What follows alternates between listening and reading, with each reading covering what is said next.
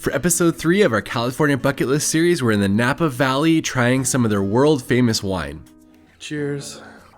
We're trying wine right out of the barrel.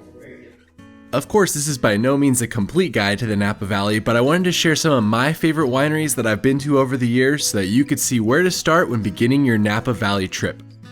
Are you tired of wine tasting in Napa yet?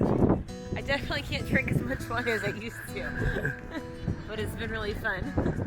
You can see the other videos in the California bucket list series in the description, and let's jump into episode 3, wine tasting in Napa with 5 of my favorite wineries. I guess I should note a few things before we start. 1, this isn't sponsored, I paid for all of these. 2, Napa is very expensive, so know that going in. And 3, we did this over multiple days, so you don't want to do this much wine tasting in one day. Alright, now on to the video. We started our Napa Valley journey with a visit to Winery.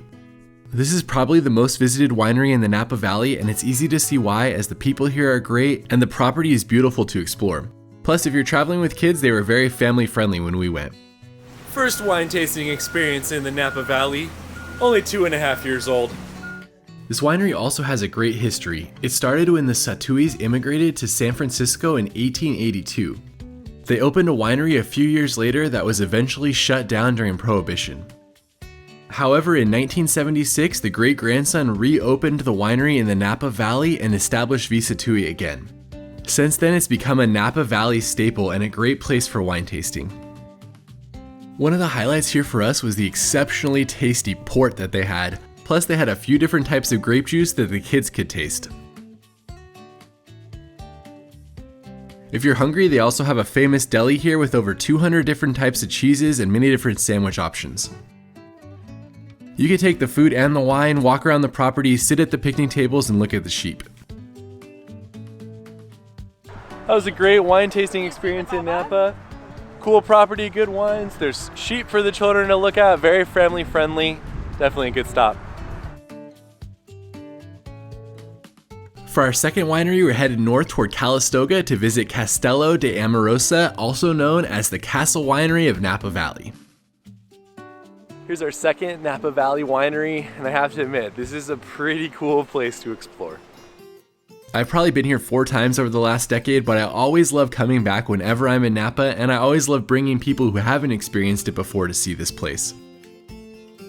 I didn't know until after I shot this video that this spot is actually owned by Winery as well, so its history follows the history I shared earlier. Construction on the castle began in 1994, and it took over 15 years to complete. The castle has over 107 rooms with 4 underground levels and 4 above ground levels. It's about as authentic as a modern castle can be, using old materials that were shipped over from Europe and including a moat, a drawbridge, and even defense towers. With the cheapest wine tasting package, you can tour the upper part self-guided, but with one of the more expensive options, you can actually go down into the wine cellars and taste underground. Cheers. We're trying wine right out of the barrel. If you have the opportunity and can afford it, I highly recommend taking that tour, as it's pretty incredible to see the castle from underneath. It's the pit of despair for anyone who doesn't buy wine. Guess we need to start climbing in. The attention to detail is staggering here, and it feels like you're in a 13th century castle. There's rooms that are lit with candlelight, rooms that look like they haven't been opened in over 100 years, and there's even a medieval torture chamber.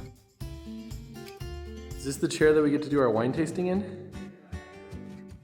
The tour then ends with a tasting at a beautiful underground room.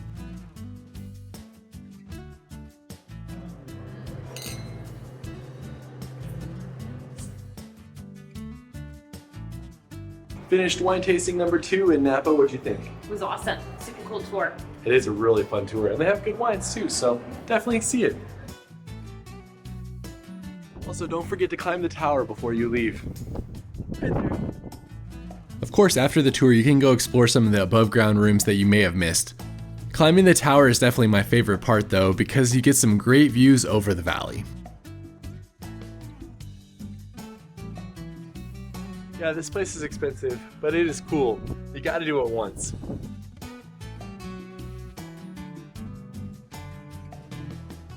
We're at winery number 3, Behringer.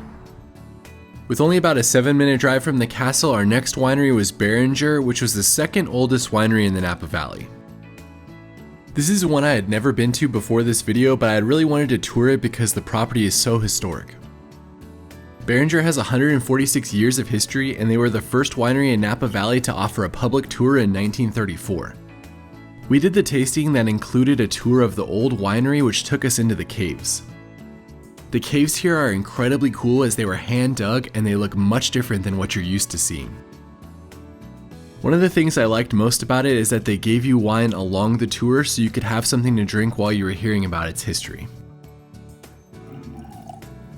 I love that I'm just getting more wine to drink while I'm touring. This is nice. It's really impressive to see some of the old photos and incredibly old bottles from Behringer's history. Oh, you look like you know what you're doing. At least pretend like I know it.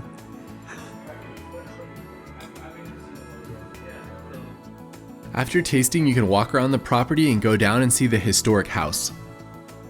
There are a few tastings that take place in the house, but that wasn't one of the tours that we did.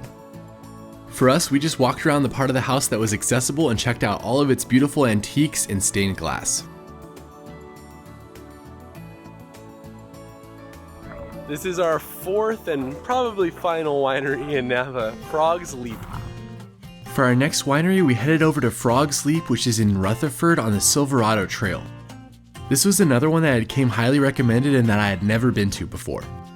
They even got a little snack for us. This is a nice tasting. We were greeted with sweet potato chips and goat cheese, coloring books for the kids, and even some blankets since it was a little cold in the early Napa morning. This was more of a traditional tasting with 5 different pours seated at a table but overlooking the beautiful property. After finishing the tasting, you can walk around the property, see the big chicken coop they have in the back, or just explore the beautiful gardens. We visited in the spring, so there was a lot of pretty yellow flowers around. For our last winery in this video, we wanted to show you something that was easily approachable if you were staying in Napa City and didn't want to go into the valley. For this one, we headed to a personal favorite of mine, which is Cellars. I've been here a couple times over the years and I always love the people and the atmosphere here. They have guitars on the walls, you can pick from hundreds of different vinyls for them to play while you're there, and they often have concerts on the weekends. Even if you don't think you like Chardonnay, be sure to try it here. The butter Chardonnay is pretty hard to beat. That was the last of our tasting experiences in Napa, and that's a great approachable one, especially if you're new to wine. They make some really good wine there. It's probably the most chill location that we've drank wine at, and probably my favorite wines we've had so far on the trip. Thanks for doing this bucket list video with us. Let us know what other California bucket list items you want to see in the comments, and we will see you on the next one.